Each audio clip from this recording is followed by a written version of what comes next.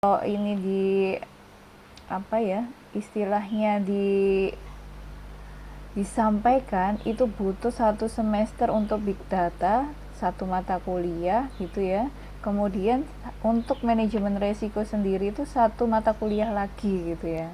Nah ini tapi tantangannya adalah adik-adik semua minta materi ini disajikan dalam satu waktu ya, paling enggak nih 30 menit gitu ya Mas MC ya. Ya, ini berat sekali. Jadi sebenarnya apa sih yang kita mau dengan big data dan manajemen resiko ya? Oke.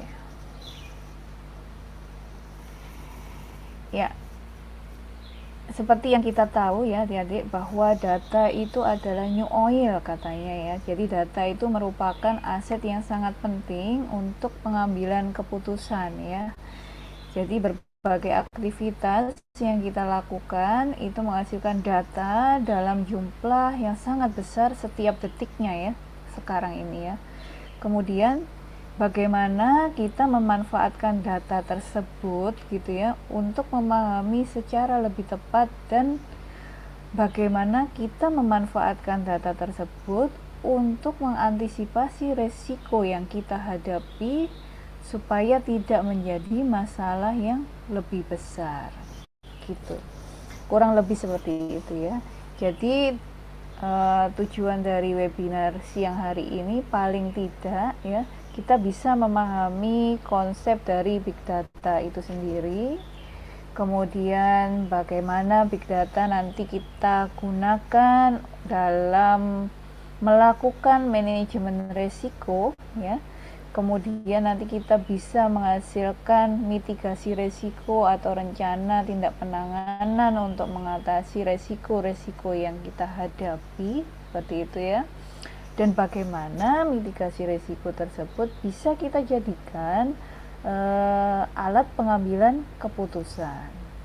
Nah, di BPS sendiri ya, BPS juga mempergunakan big data ya. Jadi yang saya ambil di sini itu adalah mobile positioning data ya, atau MPD ya. MPD ini adalah salah satu sumber big data. Nah, nanti kita kedepannya ini akan membahas bagaimana implementasi MPD, hasilnya, tantangannya, kemudian bagaimana pengembangannya nanti. Ya, jadi siang hari ini paling tidak kita akan membahas satu persatu ya, mulai bagaimana apa sebenarnya big data itu ya. Kemudian yang kedua adalah bagaimana big data kita gunakan dalam manajemen risiko dan untuk menentukan mitigasi risiko.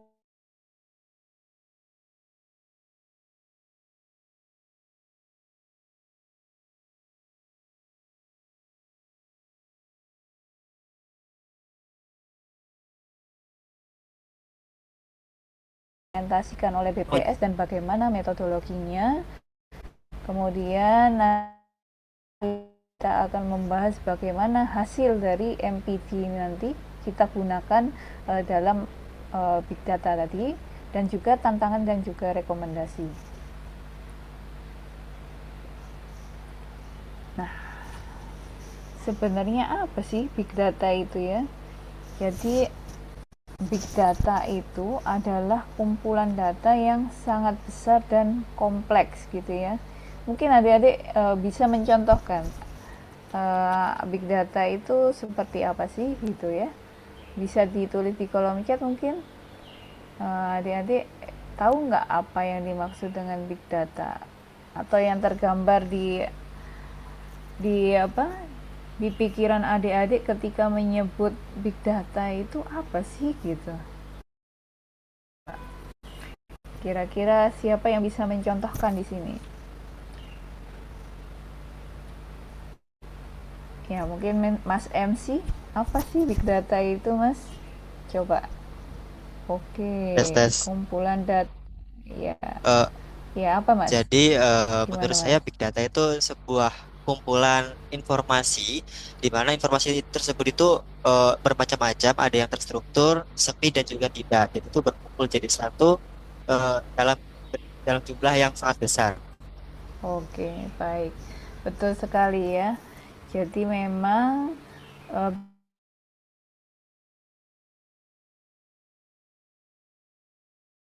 adalah data yang sangat besar dan bisa kita olah dengan metode-metode konvensional.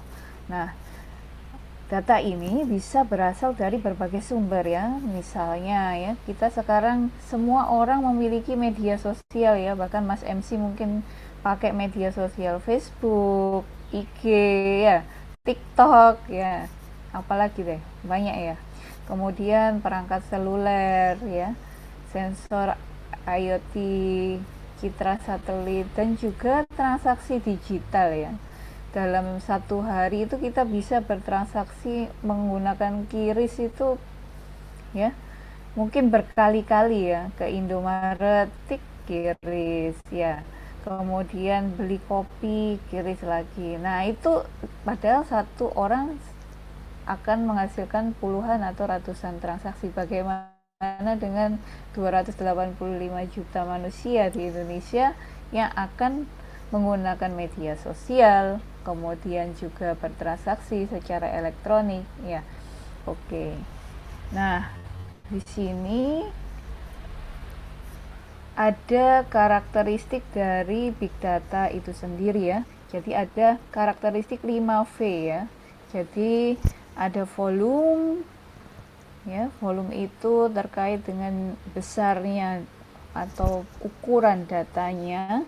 Kemudian velocity, ini kecepatan datanya. Kemudian variety itu tadi ya, bentukan datanya itu structure, unstructure atau semi structure gitu ya. Kemudian veracity itu terkait dengan kualitas data, akurasi data, dan kepercayaan data ya. Kemudian value, bagaimana kita mengubah data mentah itu menjadi suatu informasi yang bermanfaat. Oke.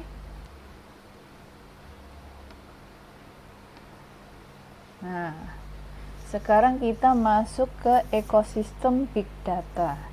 Jadi ekosistem big data ini terdiri dari banyak hal ya, mulai dari mobile phone, kemudian telekom data, ada internet dan sosial media, IoT sensor dan device, kemudian ada data dari pemerintah dan juga data GPS dan geospasial ya.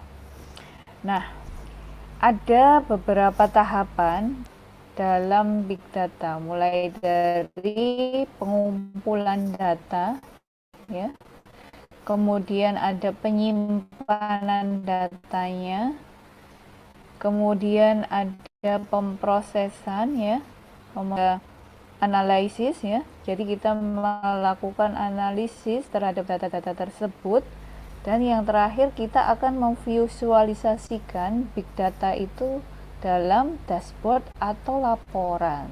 Nah, ini ya.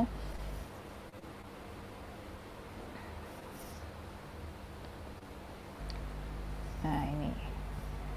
Nah, sekarang kita masuk ke kerangka manajemen resiko ya teman-teman ya. Jadi bagaimana kerangka manajemen resiko itu bisa menangani big data tersebut. Nah, pertama kita akan mengumpulkan datanya.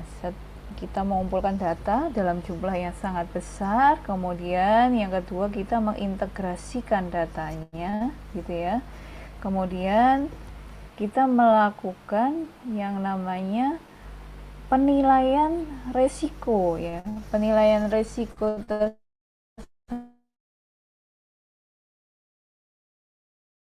sendiri itu informasi yang kita dapatkan sudah lengkap, sehingga kita bisa mendapatkan informasi apa-apa saja yang menjadi risiko dari fenomena yang kita miliki. Nah, penilaian resiko ini agak sedikit kompleks ya, karena sebelum dilakukan penilaian resiko kita harus mendefinisikan apakah resiko tersebut gitu ya. Nah, setelah resiko tersebut didefinisikan, maka kita harus melihat sumber dari resiko tersebut dan penyebabnya. Setelah itu, kita nilai peluang resiko itu akan terjadi dan dampaknya. Jadi dampak itu adalah jika resiko itu terjadi, akankah dia menghancurkan ya? Seberapa besar dampaknya. Nah, penggabungan atau interaksi antara dampak resiko dan peluang resiko atau peluang terjadinya resiko akan menghasilkan nilai resiko. Nah, setelah mendapatkan nilai resiko, maka kita bisa melakukan pengurutan ya, atau prioritas resiko. Resiko mana yang paling tinggi? Nah, seperti itu ya. Kita urutkan dari yang paling tinggi nilai resikonya sampai dengan nilai yang paling rendah. Dari situ nanti kita akan mendapatkan apa yang dinamakan early warning system atau sistem peringatan dini gitu ya. Jadi jangan sampai nih resiko ini terjadi itu kita punya key point apa-apa saja. Nah, dari key point atau early warning system tersebut kita akan mendapatkan sistem pengambilan keputusan. Nah, dengan sistem pengambilan keputusan yang tepat akan banyak yang dapat diperoleh. Jadi misalkan percepatan pengendalian bencana yang tepat waktu, kemudian kebijakan berbasis data ya, kemudian optimalisasi alokasi sumber daya dan peningkatan efektivitas tata kelola pemerintah. Jadi ini memang ketika kita bisa mengelola big data dengan baik, maka kita bisa ini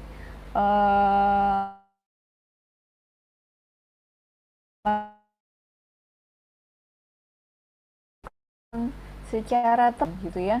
Jadi kalau kita bisa efektif, efisien, dan ekonomis, maka nilai ekonominya tinggi ya, value 3E ya. Nah, sekarang kita masuk lagi nih, kalau kita bilang mitigasi resiko, maka mau tidak mau kita harus paham gitu ya tentang manajemen risiko sendiri. Nah, ini ada ISO-nya adik-adik ya. Jadi ISO 31000 itu tentang risk management ya. Risk management jadi ada 5 tahapan di sini ya. Ada penetapan konteks ya, atau establishing the context. Itu artinya penetapan konteks. Jadi bagaimana kita mendefinisikan lingkungan internal, eksternal, kemudian kriteria risiko yang kita hadapi ya, lingkupnya seperti apa ya, kemudian siapa stakeholder kita ya, stakeholder pemangku kebijakan kita, dan juga peraturan-peraturan yang mendasari dari proses bisnis yang kita kerjakan. Nah, setelah kita melakukan penetapan konteks gitu ya, ada tahapan kedua yang namanya adalah identifikasi resiko atau risk identification ya. Jadi kita melakukan identifikasi resiko yang kita hadapi berikut dengan sumber, penyebab, dan dampaknya ya.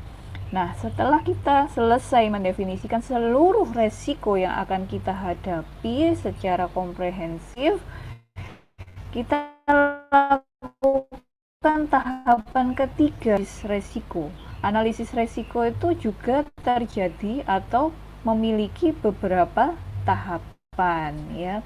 Jadi sebelum melakukan analisis resiko, di dalamnya ada yang namanya penilaian resiko atau access likelihood and consequences ya. Assess likelihood and consequences. Likelihood itu apa?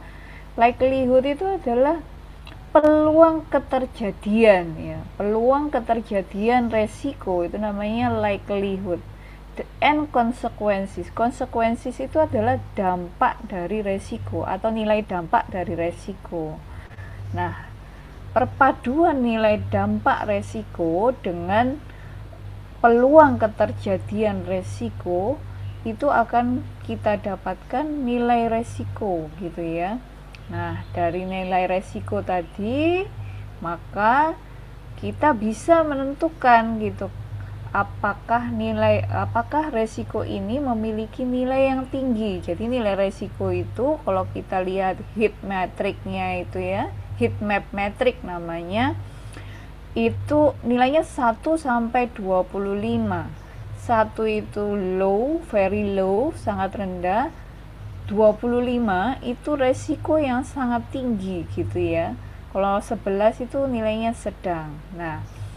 Nah, dari perpaduan nilai keterjadian dan dampak resiko tadi kita dapatkan nih, oh ini A, resiko A ini nilainya 25, maka dia resiko sangat tinggi, seperti itu ya. Nah, setelah itu gitu, setelah dari tahapan analisis resiko, maka ada yang namanya tahapan evaluasi resiko gitu ya. Bagaimana kita melakukan analisis resiko berdasarkan kriteria gitu ya. Jadi kita melakukan prioritas resiko dan bagaimana perlakuan kita. Jadi ketika kita sudah punya resiko, maka kita mengetahui gitu ya, kira-kira ini kalau saya berangkat ke kampus hari ini, misalkan ya, kira-kira ketika saya berangkat ke kampus hari ini, saya punya resiko bahwa ban motor saya itu bisa pecah di jalan, seperti itu ya. Nah, bagaimana pengendalian yang saya lakukan? Nah, ini ada di tahapan evaluasi adik-adik. Bagaimana tahapannya? Bagaimana pengendalian yang saya lakukan supaya ban saya tidak pecah di tengah jalan? Maka saya harus melakukan pemeriksaan terlebih dahulu sebelum mengendarai motor saya gitu ya. Nah, itu adalah pengendalian yang telah dilakukan. Nah, kemudian ketika pengendalian yang telah dilakukan tersebut bisa kita terima ya. Nah, determine acceptable atau unacceptable risk level. Jadi ketika tadi kita sudah melakukan pengendalian, oh saya sudah ngecek sepeda motor saya ini sudah baik, oke saya terima resiko ini. Nah, itu adalah tahapan dari evaluasi resiko. Apakah resiko itu akan kita terima atau akan kita kurangi atau akan kita pindah tangankan ke orang lain gitu ya. Nah, ketika tadi kita melakukan pemeriksaan terhadap ban motor kita tadi, nah, kita terima resikonya. Oke, resiko ini saya terima, saya toleransi gitu ya. Nah, maka respon resikonya adalah menerima resiko gitu ya. Nah, tetapi ada pertimbangan lain ketika kita mengecek ban motor tadi dan ternyata ban tersebut tidak dalam keadaan yang optimal gitu ya, padahal sudah kita periksa nih. Nah, ternyata dalam pemeriksaan tersebut terlihat bahwa ban tersebut tidak optimal, kurang anginnya.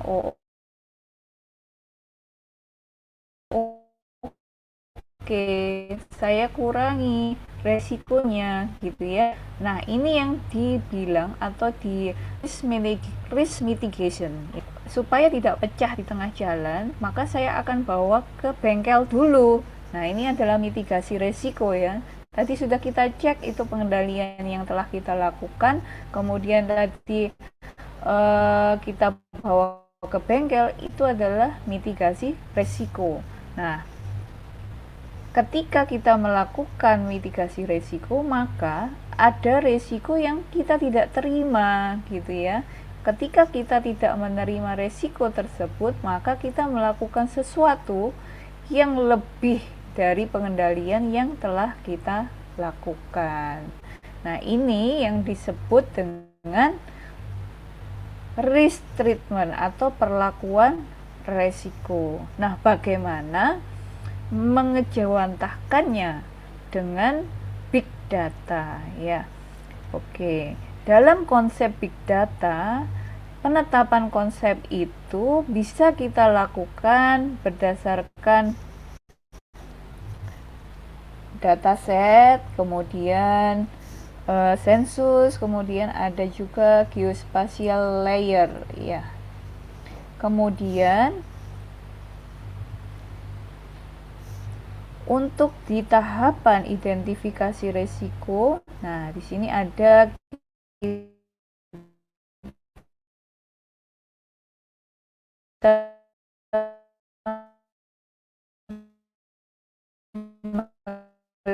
melihat anomali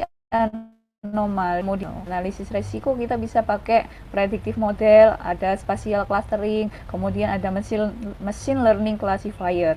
Nah, di tahapan keempat atau di tahapan evaluasi resiko, di sini ada risk scoring dashboard. Jadi ada dari heat map nanti keluar nilai-nilai resiko. Nah, di situ kita bisa membuat dashboard ya, dan juga dashboard yang real time.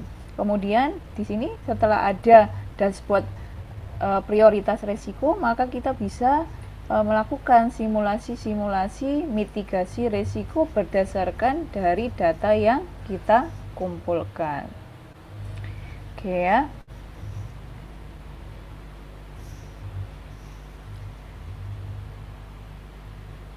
Oke.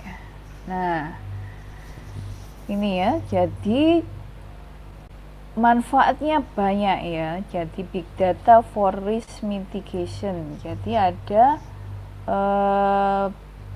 pengurangan dampak dari bencana alam. Jadi real time population mobility tracking enable faster evacuation planning and resource deployment during natural disaster.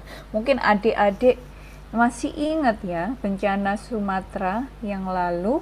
Nah, itu kita bisa gunakan data-data dari MPD ini tadi untuk bisa mengurangi dampak dari bencana.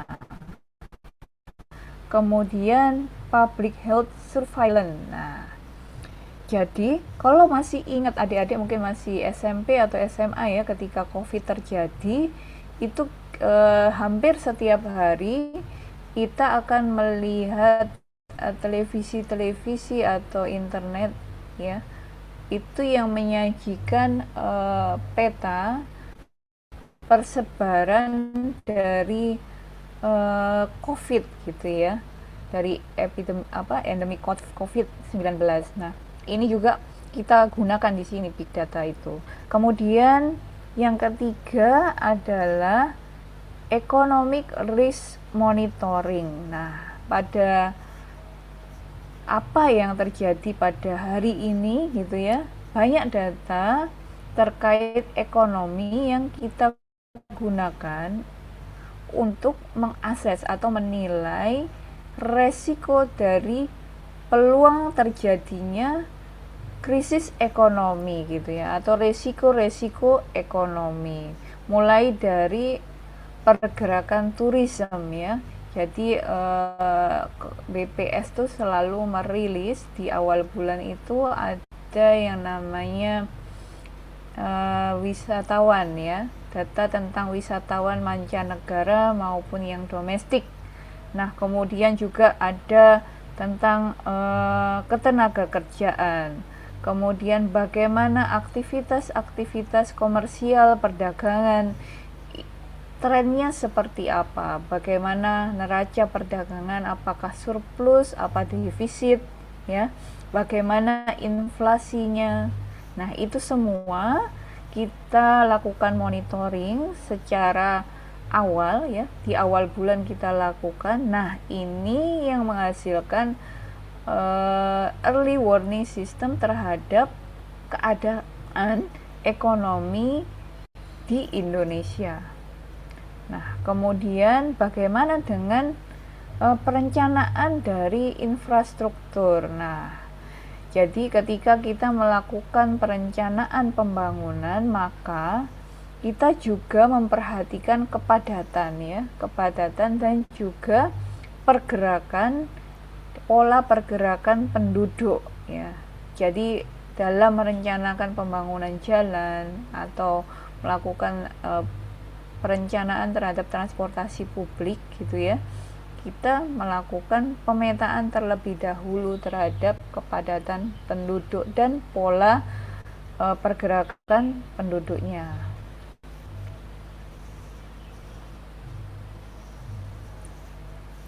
Nah, ya. Why big data matter for risk mitigation? Ya. Kenapa big data ini sangat penting untuk mitigasi risiko? Jadi bagaimana big data ini nanti bisa mengantisipasi, mempersiapkan, dan juga bagaimana kita melakukan respon atau melakukan tindak penanganan terhadap resiko ya.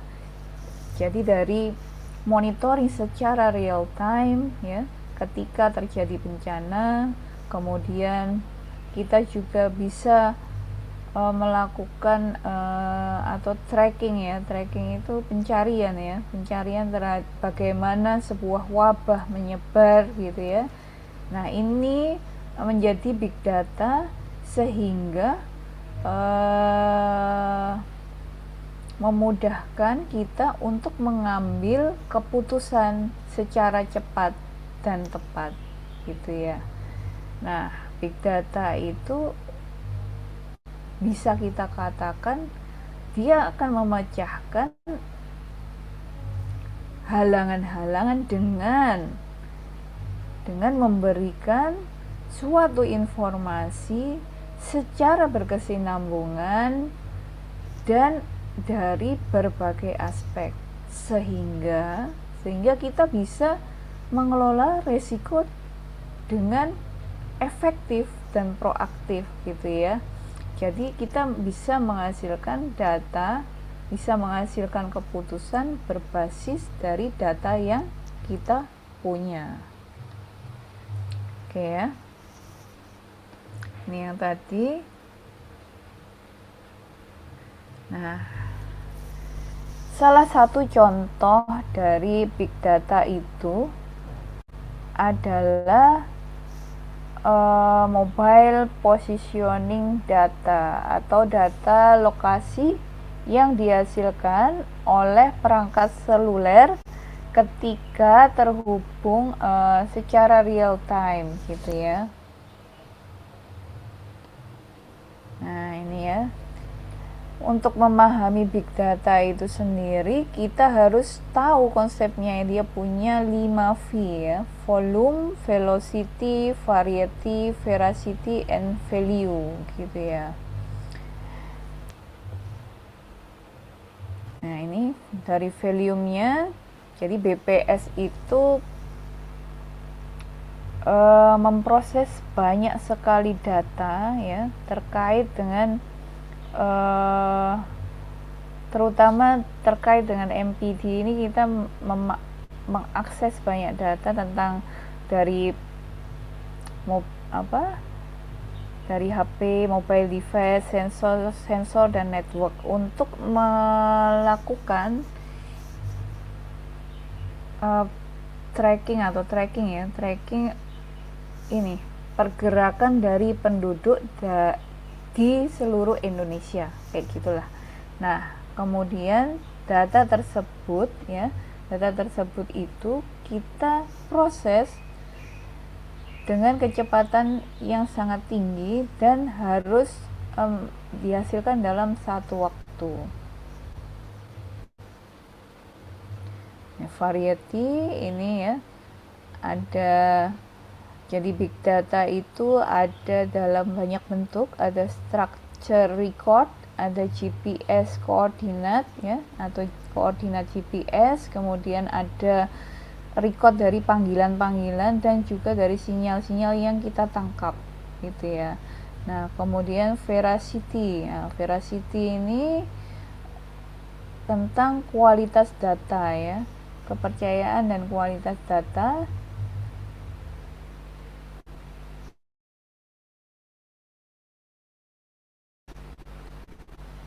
Beberapa teknik yang kita lakukan dalam mobile positioning data, mulai dari validasi data ya, kemudian juga ada proses anonimisasi atau dianonimkan data tersebut, kemudian juga ada cross check ya, cross check atau pemeriksaan silang untuk memastikan bahwa data mobile positioning data tadi itu adalah sudah benar atau akurat dan dapat dipercaya untuk melakukan analisis resiko. Nah, yang terakhir adalah bagaimana kita mengolah seluruh data tersebut menjadi suatu laporan atau suatu analisis yang dapat dipercaya. Oke.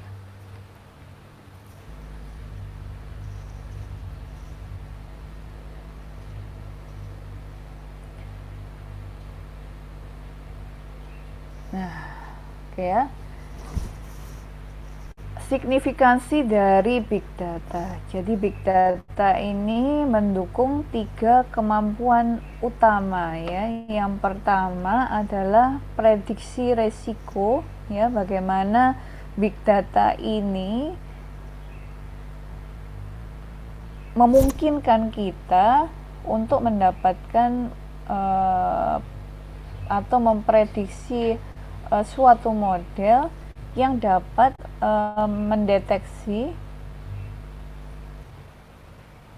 ancaman atau resiko sebelum dia berkembang menjadi lebih besar, sehingga kita mendapatkan peringatan dini gitu ya, peringatan dini sebelum resiko itu menjadi masalah yang sangat besar.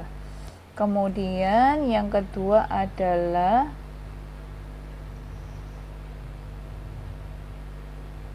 pemantauan secara real time ya, pemantauan secara real time. Dan yang ketiga adalah peningkatan akurasi dari pengambilan keputusan. Sehingga dengan adanya 3 manfaat ini, maka pemerintah itu dapat bertindak lebih cepat sebelum suatu risiko itu menjadi lebih besar dan menjadi krisis gitu ya. Nah, ini ya, understanding risk mitigation ya. Jadi bagaimana Anda akan memahami proses dari mitigasi resiko. Apa sebenarnya yang dimaksud dengan mitigasi resiko itu ya? Jadi mitigasi resiko itu proses yang sudah di akhir, dia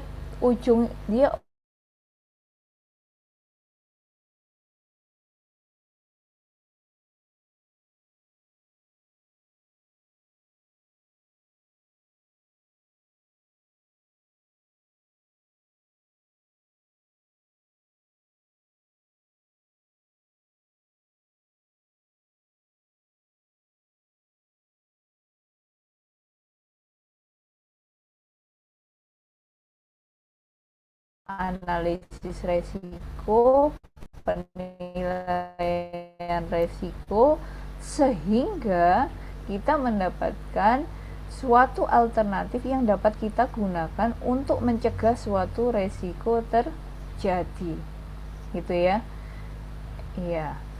Nah, dari data mitigasi tersebut memungkinkan suatu organisasi ataupun pemerintah melakukan antisipasi atau tindakan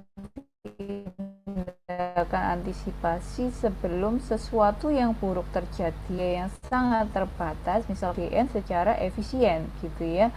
Dan bagaimana juga kita melakukan respon terhadap halangan-halangan yang kita hadapi yang akan membuat kita menjadi keadaan yang krisis atau keadaan yang buruk dengan sumber daya minimal dan juga kerugian yang minimal gitu ya.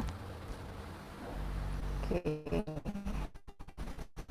Sekarang bagaimana data dapat memberikan dukungan terhadap mitigasi resiko gitu ya. Nah, data yang seperti apa yang bisa mendukung atau bisa mensupport suatu mitigasi risiko yang efektif? Maka data yang real time monitoring gitu ya. Jadi data yang up to date, data yang mutakhir ya.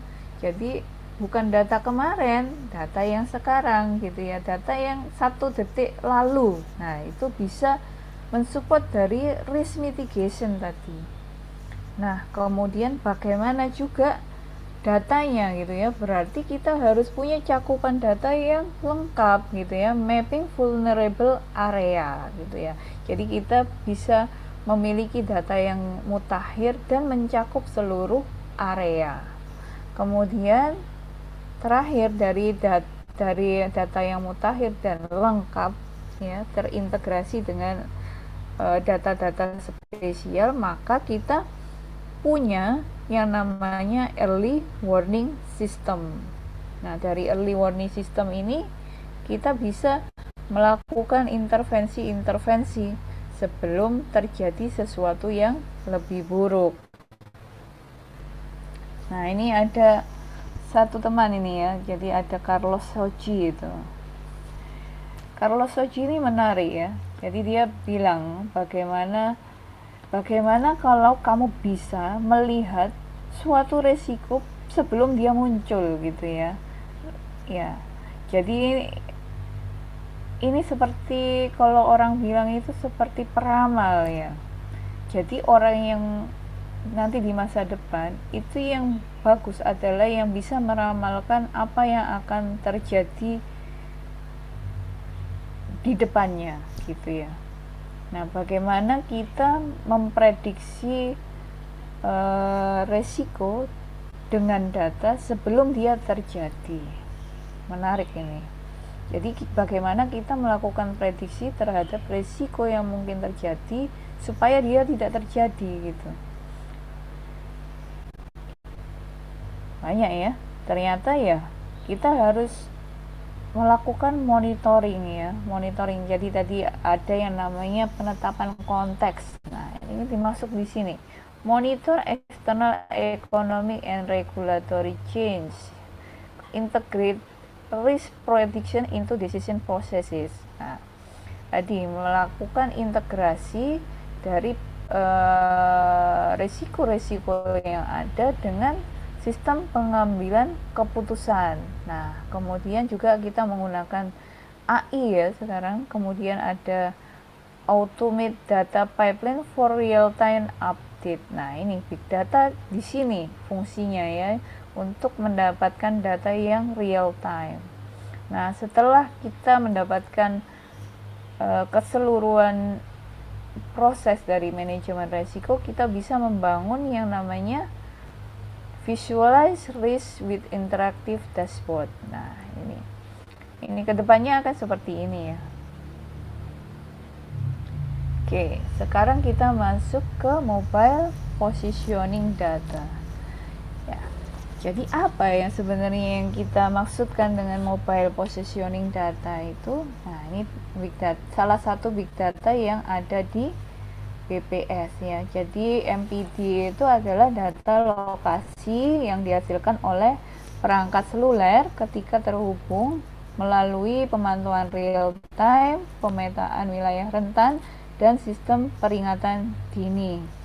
Nah, ini ketiga aspek ini memungkinkan kita melakukan tindakan yang lebih cepat dan tepat terhadap jaringan telekomunikasi. Jadi kita bisa menggunakan MPD ini untuk memahami pola pergerakan penduduk tanpa harus melakukan survei langsung gitu ya. Nah,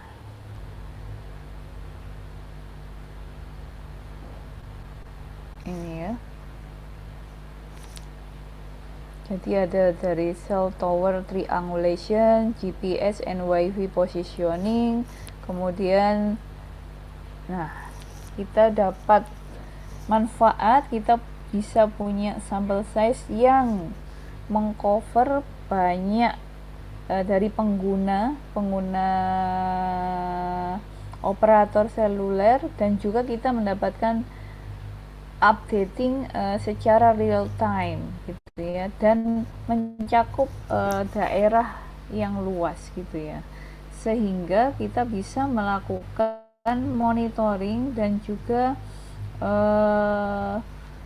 kalkulasi risiko atau mitigasi risiko yang lebih tepat.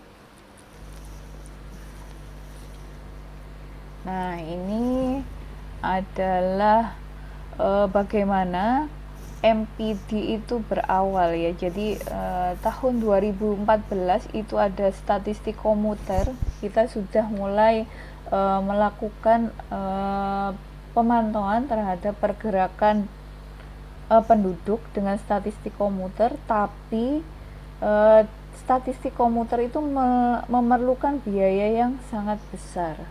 Nah, kemudian tahun 2016 ya, kalau nggak salah itu ada yang namanya Wisatawan Nusantara.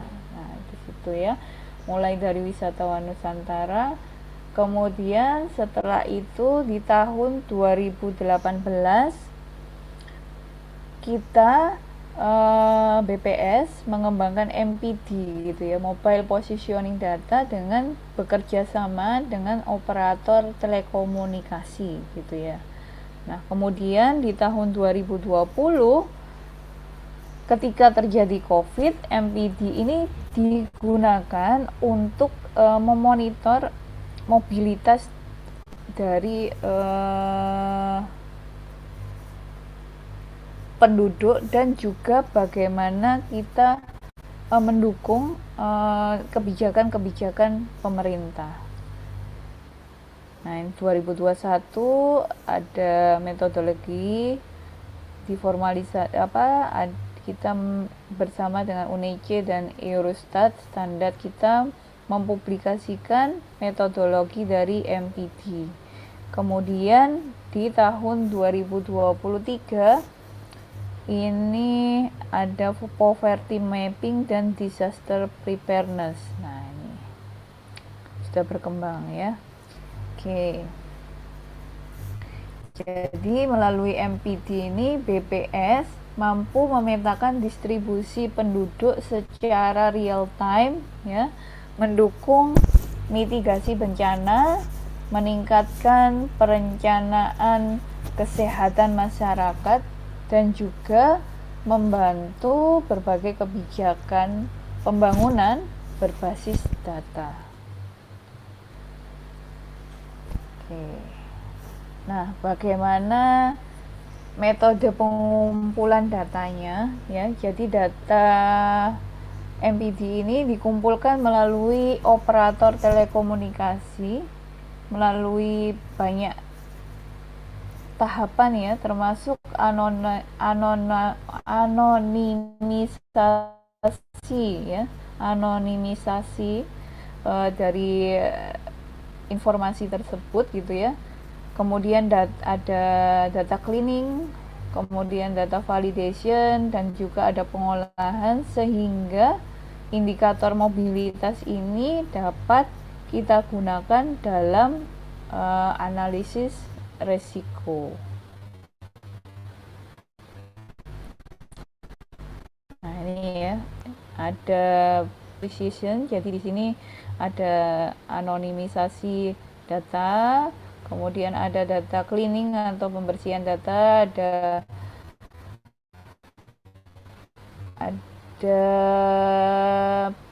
ini ya, remove duplicate, jadi kita mengurangi duplikasi data. kemudian ada anomali data, kita juga tangani, kemudian ada validasi data. Kemudian tahapan yang ketiga adalah kita melakukan agregasi spasial ya. Kemudian ada population estimation, jadi kemudian tahapan yang kelima ada risk indicator generation ya. Jadi kita memproduksi risk metric, abnormal mobility, population concentration, dan displacement index, dan vulnerability score. Nah, terakhir adalah diseminasi dari buku tersebut dan kebijakannya. Oke. Kemudian tujuannya adalah memantau mobilitas penduduk ya, kemudian memperkuat manajemen risiko bencana, dan juga mendukung perencanaan kesehatan masyarakat yang lebih akurat dan responsif.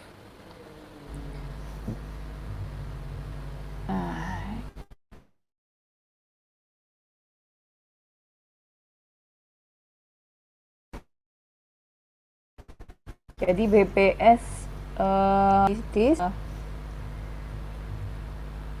mobile positioning data untuk menangani resiko ya. Jadi analisis spasial temporal, pengenalan pola, kemudian integrasi dengan data sensus, kemudian juga ada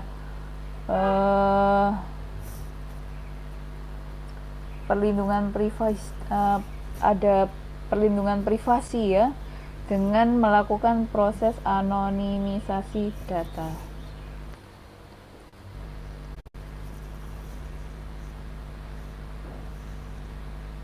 Nah, MPD ini juga digunakan untuk memantau jalur evakuasi saat bencana, kemudian mendeteksi kerumunan selama pandemi, dan juga mengidentifikasi wilayah dengan tingkat resiko tinggi sehingga kita bisa mengalokasikan sumber daya secara lebih efektif.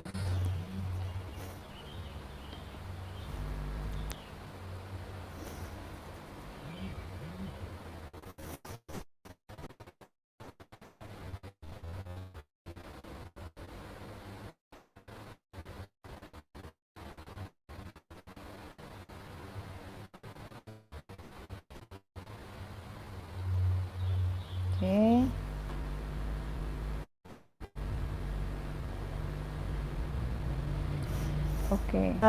Adanya MPD ini kita tadi sangat bergantung terhadap data sensus dan survei, kemudian data-data administratif ya. Kemudian setelah MPD diterapkan, maka data dapat diperoleh hampir secara real time sehingga keputusan dapat diambil dengan lebih cepat dan lebih tepat. Nah, apa saja tantangannya? Tantangan dari MPD tersendiri itu ada isu privasi dan etika gitu ya. Kemudian ada kualitas data yang belum merata dan juga keterbatasan infrastruktur teknologi gitu. Dan juga keterbatasan sumber daya manusia untuk melakukan analisis dan integrasi.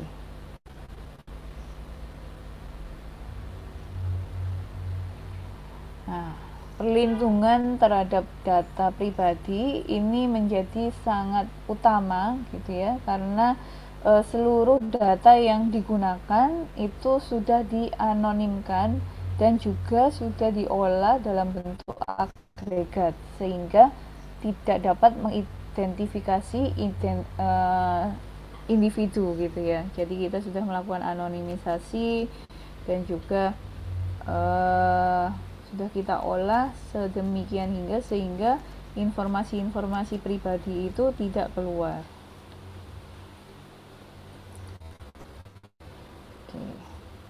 Tantangannya lagi adalah penyimpanan data yang besar ya, kemudian kapasitas pemrosesan yang sangat tinggi, dan juga kebutuhan pelatihan untuk sumber daya manusia yang menangani dari data tersebut.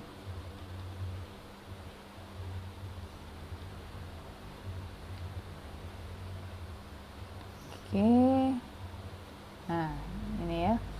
Inovasi big data sekarang banyak ya, perkembangan artificial intelligence dan juga dashboard real time. Kemudian kita juga bisa melakukan kolaborasi lintas sektor sehingga kita bisa memperkuat kemampuan big data ini untuk mendukung mitigasi risiko yang lebih efektif dan berkelanjutan. Nah, bagaimana ke depannya? Jadi kita ini perlu memperkuat regulasi terkait data ya. Kemudian juga kita harus memperkuat juga kolaborasi antar instansi dan juga dari kemampuan SDM yang mengolah data. Nah, salah satu implementasi MPD ini adalah publikasi wilayah statistik metropolitan Indonesia tahun 2024 gitu ya. Jadi publikasi ini menganalisis pola komuter dan keterkaitan ekonomi sehingga BPS dapat menentukan batas wilayah fungsional yang lebih akurat dibandingkan dengan batas administrasi konvensional. Jadi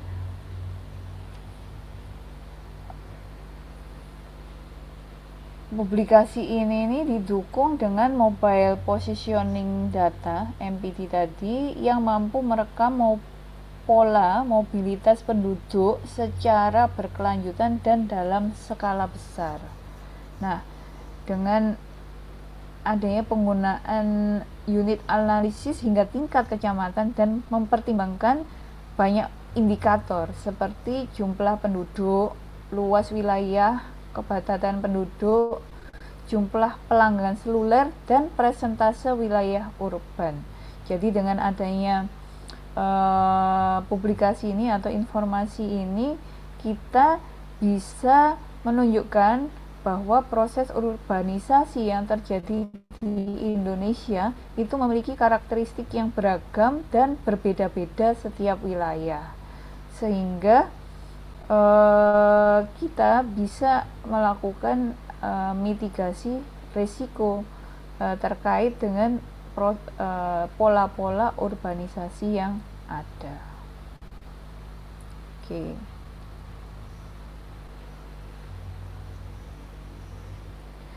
Jadi dengan adanya big data ini telah mengubah bahwa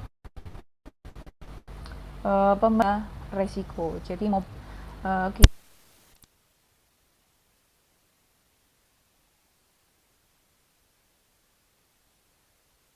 kan sumber data yang komprehensif untuk mengambil suatu mitigasi risiko.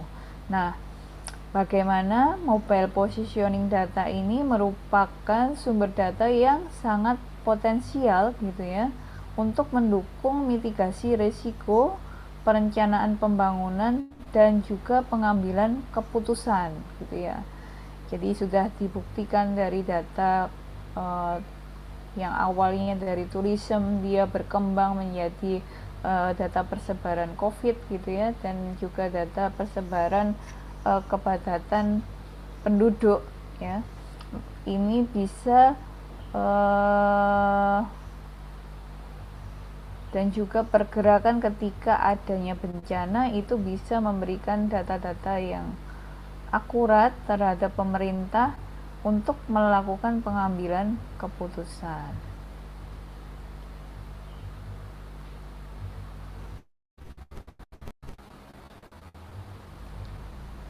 Ya. Baik,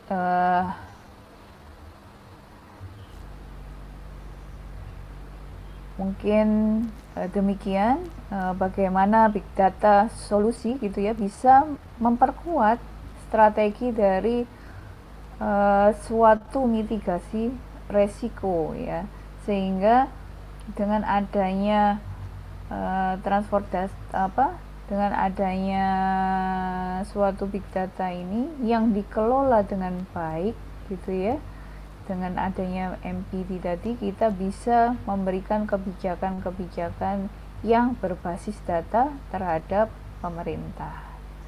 Baik, mungkin itu saja yang bisa saya sampaikan mengenai transformasi data dan pemanfaatan data untuk mitigasi resiko.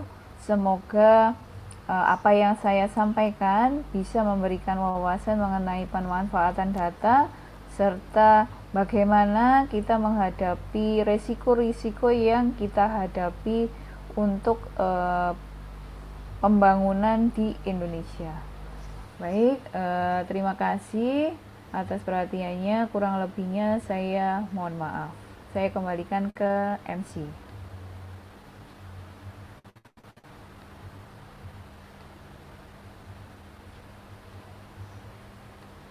Oke. Baik, terima kasih kepada Ibu Rahma atas penyampaian materi yang sangat luar biasa pada hari ini. Nah, saya yakin sekali mewakili seluruh hadirin di sini, materi yang dibawakan itu sangat insightful dan membuka mata kita semua. Karena Ibu Rahma itu berhasil mengupas tuntas bagaimana data yang terlihat, yang terdengar rumit ternyata itu bisa disampaikan dengan begitu renyah, aplikatif dan sangat relevan dengan tantangan zaman sekarang. Nah, selanjutnya adalah sesi tanya jawab. Jadi, bagi teman-teman yang ingin bertanya dari materi tadi, bisa menggunakan fitur raise hand ataupun bisa mengirimkan pertanyaannya di kolom komentar.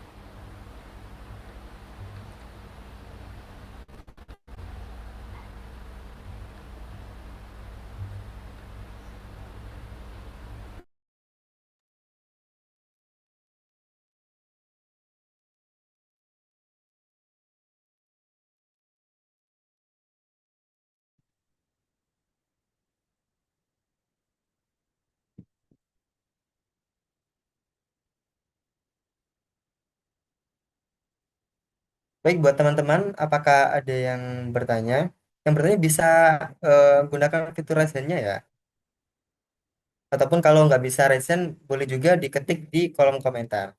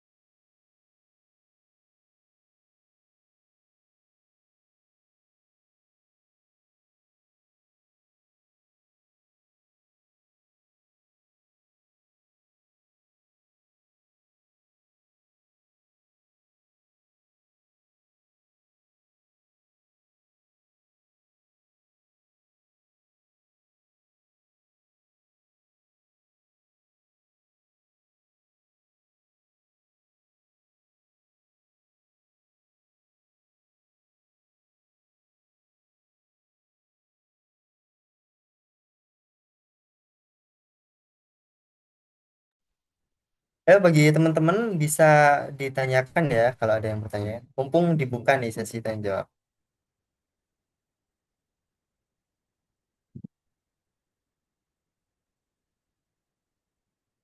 Baik Ibu Rahma, jadi di sini udah ada satu pertanyaan dari Kak Desi. Untuk pengolahan dengan machine learning ataupun peramalan membutuhkan minimal berapa? Iya Bu, ini minimal berapa data ya Bu?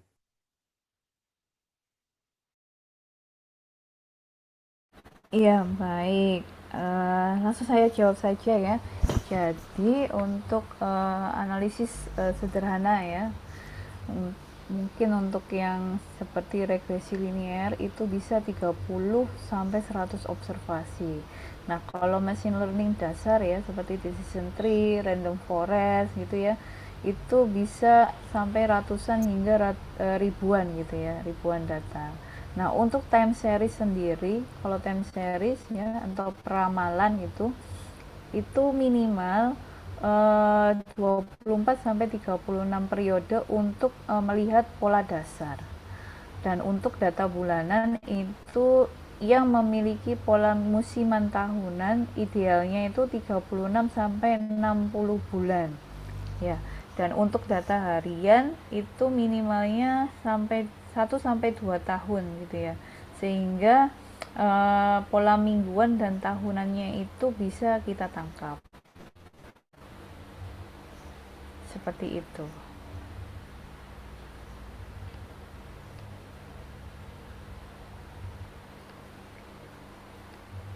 Oke.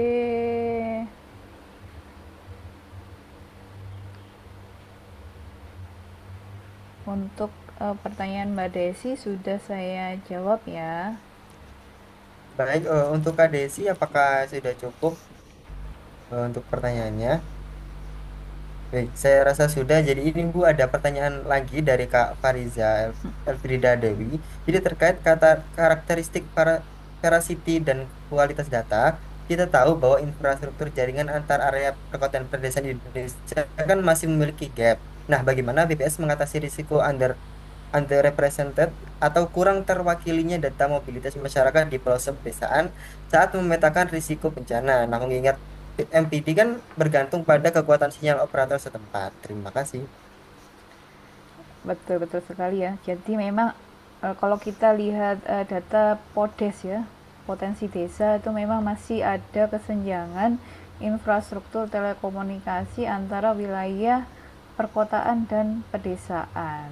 Nah, oleh karena itu untuk mengurangi resiko underrepresentation dengan wilayah dengan cakupan sinyal terbatas itu kita juga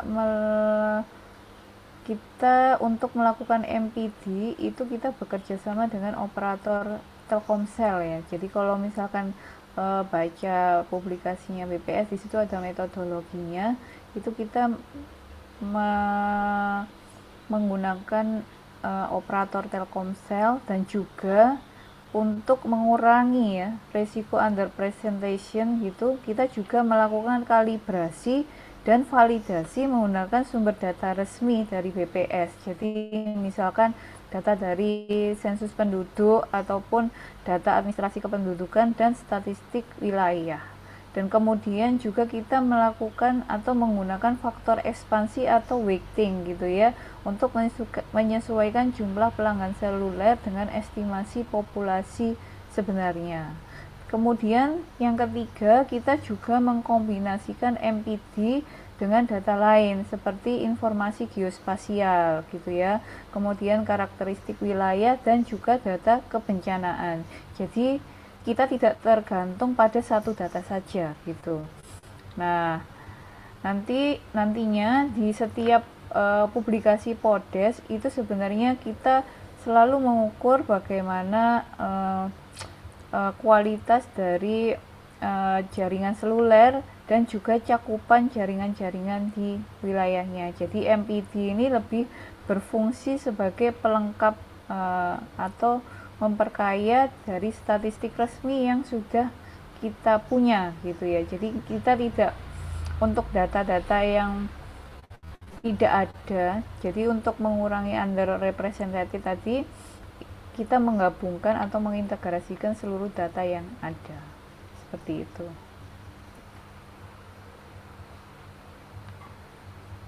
Baik, terima kasih Bu Rahma. Jadi jujur saja, saya baru tahu bahwa BPS itu juga kerjasama sama Telkomsel ya Bu untuk pembuatan MPD ini. Baik, untuk Kak Fariza Alfrida Dewi, apakah sudah cukup atau ada yang ingin ditanyakan lagi?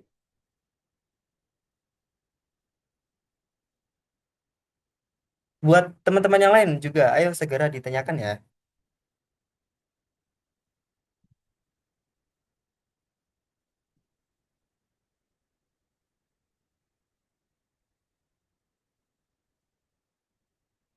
Nah, ini Bu ada pertanyaan lagi dari Kak Tiara Anjarsari.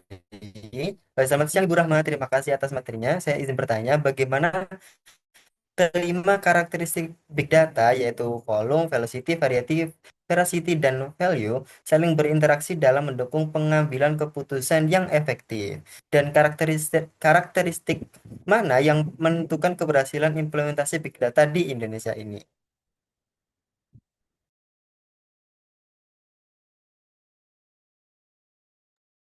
Mohon maaf Bu, mikrofonnya masih di mute. Ya, jadi pertanyaan Mbak Tiara ini sangat menarik sekali ya. Jadi kelima dari karakteristik big data itu sebenarnya tidak bisa berdiri sendiri ya. Jadi masing-masing dari kriteria itu saling mendukung untuk menghasilkan keputusan yang berkualitas ya. Jadi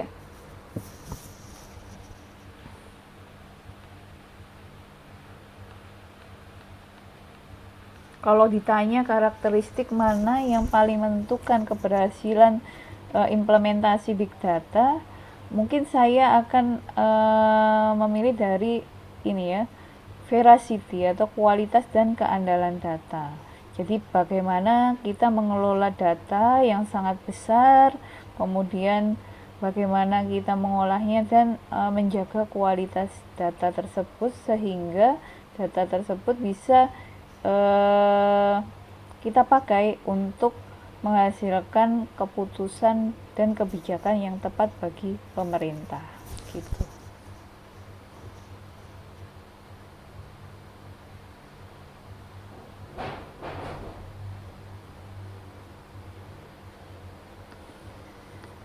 Seperti itu ya Mbak Tiara. Jadi memang kualitas dan keandalan ya yang sangat berpengaruh terhadap keberhasilan implementasi dari big data di Indonesia.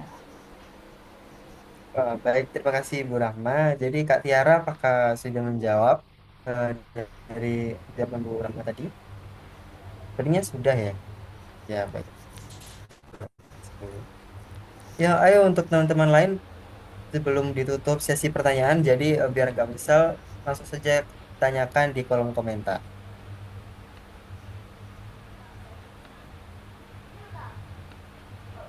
Ataupun ada yang resen juga boleh banget.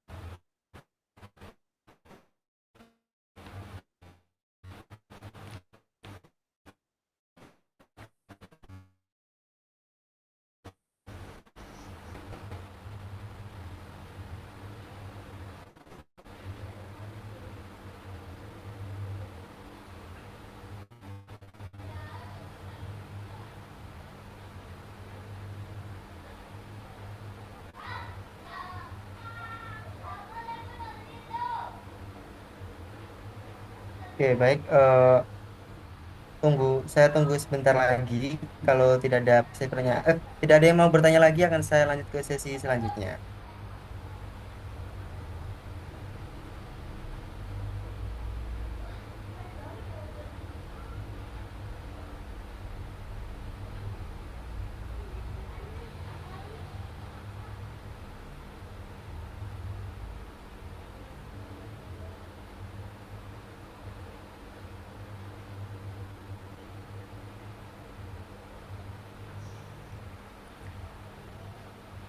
Baik, terima kasih.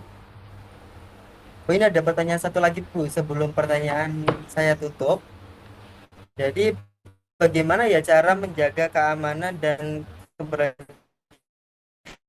big data agar data yang tersimpan itu tetap aman, jadi tidak mudah disalahgunakan, serta benar-benar memberikan manfaat dan apakah dalam menjaga data tersebut kita sebagai pengguna juga memiliki peran penting.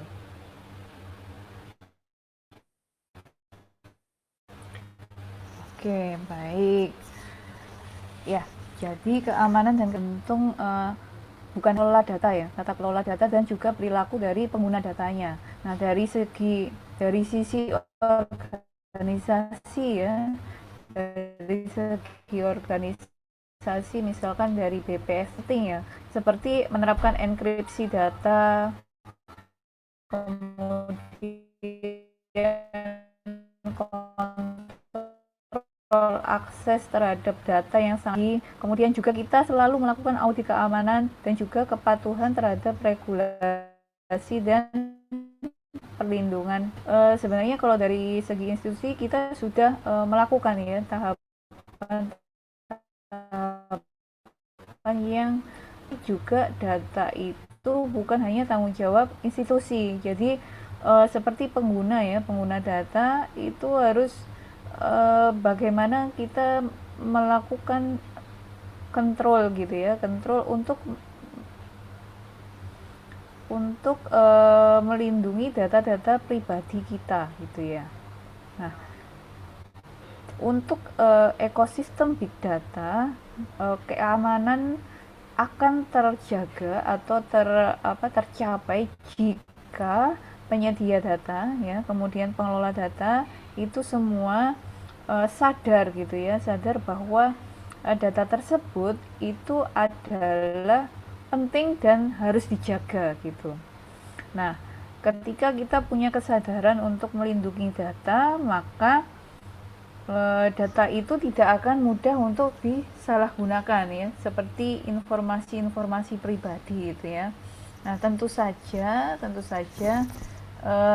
teknologi keamanan itu juga tidak cukup gitu ya. Jadi perilaku kita itu juga menentukan. Jadi eh, kita seringkali tidak sadar gitu ya, kita seringkali tidak sadar bahwa kita membagikan informasi kita secara otomatis, gratis, dan cepat gitu ya. Nah ini yang membuat data-data tersebut tersebar luas dan disalahgunakan ya. Jadi memang jangan mudah gitu ya. Jadi bukan hanya teknologi tetapi juga perilaku kita. Jadi kita perlu menerapkan prinsip kehati-hatian gitu ya. Kehati-hatian dalam rangka kita ini menggunakan data-data gitu ya, data-data pribadi maupun ketika kita menggunakan data atau big data dengan tujuan riset gitu ya, tujuan riset gitu. Nah, itu kita harus menyimpan data tersebut dengan baik. Karena kalau itu jatuh ke tangan yang kita tidak bisa prediksi gitu ya, ke tangan yang salah, maka informasi yang kita punya itu akan menjadi bumerang bagi kita semua gitu. Nah, untuk menjaga keamanan data itu kita harus punya teknologi, tata kelola gitu ya, kemudian regulasi yang baik dan juga pengawasan yang berkelanjutan. Nah, bagaimana peran individu di sini, adik-adik semua, maka harus menjaga data pribadi ya, dan juga menggunakan layanan-layanan digital dengan bijak gitu ya, jangan sembarang membagikan informasi-informasi pribadi di sembarang media. Nah itu nanti keluar datanya nanti disalahgunakan seperti itu. Seperti itu Mbak Aprilia, apakah sudah menjawab?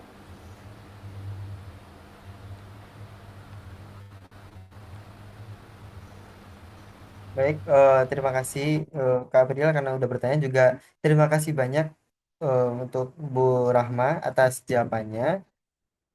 Oke, terima kasih kepada teman-teman yang telah bertanya dan terima kasih banyak juga untuk Bu Rahma yang telah berkenan hadir untuk menyampaikan materi dan menjawab pertanyaan dari teman-teman. Nah, dikarenakan sesi tanya jawab telah selesai, akan dilakukan penyerahan sertifikat kepada Ibu Rahma karena telah bersedia menjadi narasumber pada webinar Bispota kali ini. Kepada panitia yang bertugas, kami persilahkan.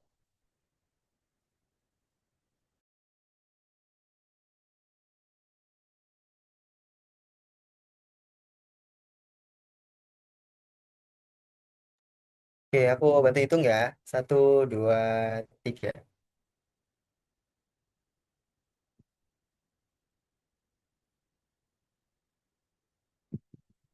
Oke, apakah sudah?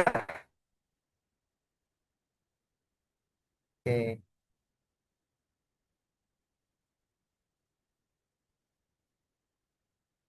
oke, terima kasih. Tidak terasa kita sekarang di penghujung acara. Kepada peserta Bispota dimohon untuk segera mengaktifkan kameranya karena akan dilakukan sesi dokumentasi. Jadi untuk waktu dan tempat kepada panitia kami persilahkan.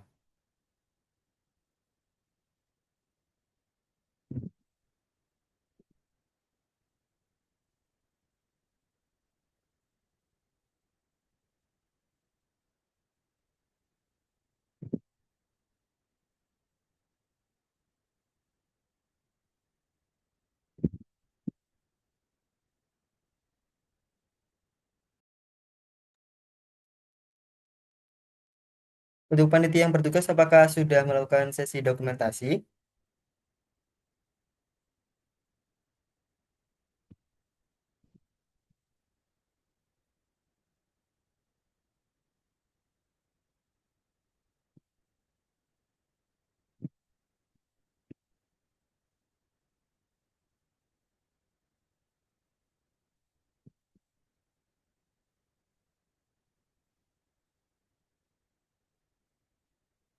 Oke, saya rasa sudah ya.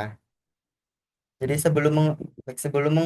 mengakhiri acara pada hari ini, kami mohon kepada seluruh peserta untuk mengisi absensi melalui link Gform yang sudah dibagikan di kolom chat Zoom. Jadi mohon dipastikan semuanya untuk mengisi ya, agar kehadiran teman-teman ini tercatat.